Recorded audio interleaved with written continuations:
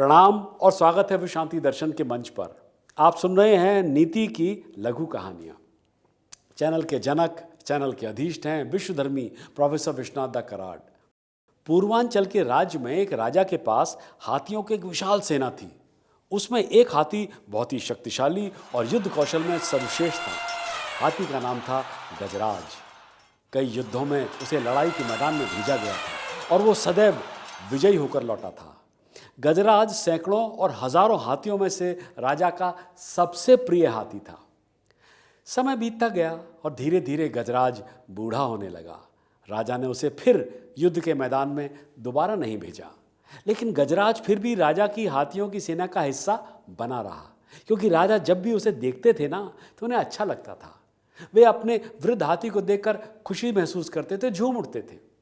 एक बार गजराज झील में पानी पीने गया और उसका शरीर झील के कीचड़ में फंस गया और वो उसमें डूबने लगा। गजराज ने झील से बाहर निकलने की बहुत कोशिश की, लेकिन वो खुद को कीचड़ से बाहर नहीं निकाल सका। गजराज व्याकुल होकर चिंगाड़ रहा था। राज्य के लोग गजराज की चीख की आवाज़ सुनकर तालाब के पास एकत्रित हो गए, इकट्ठा हो गए, मगर वे भी कुछ नहीं कर पा रहे थे। लोग दहशत में थे, क्योंकि वे जानते थे कि गजराज राजा का प्रिय हाथी था। और फिर यह खबर राजा तक पहुंची।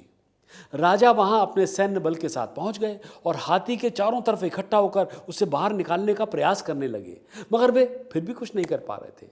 और गजराज भी कोई छोटा मोटा जानवर था नहीं जो आसानी से बाहर निकल आता। भाई, वो तो एक हाथी था। राजा के चेहरे पर भी परेशानी के भाव झलक रहे थे और उनसे कीचड़ में फंसे हुए हाथी की हालत देखी नहीं जा रही थी। उसी समय राजा के दरबार से सेवानिवृत्त एक बूढ़ा मंत्री वहां से गुजर रहा था। स्थिति को समझने के बाद उसने राजा से बात की और सुझाव दिया कि झील के चारों ओर युद्ध के नगाड़े बजाए जाएं। वहां खड़े लोगों को बूढ़े मंत्री का यह सुझाव बड़ा ही विचित्र और बहुत ही अटपटा लगा, मगर गजराज को तो किसी तरह बाहर निकालना ही था। इसलिए राजा ने अपने प्रधानमंत्री को युद्ध के नगाड़े बजाने के लिए कहा। और फिर एक अजूबा होने लगा। जैसे ही युद्ध के ढोल और नगाड़े बजने लगे, परेशान और चिंगारते हुए हाथी के व्यवहार में बदलाव आया।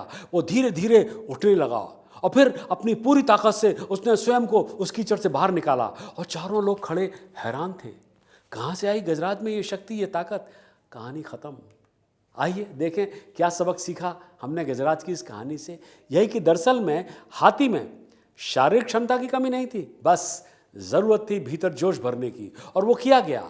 जीवन में उत्साह बनाए रखने के लिए आवश्यक है कि मनुष्य एक उद्देश्यपूर्ण सोच और मानसिकता बनाए रखे और निराशा को हावी ना होने दे। Think it over.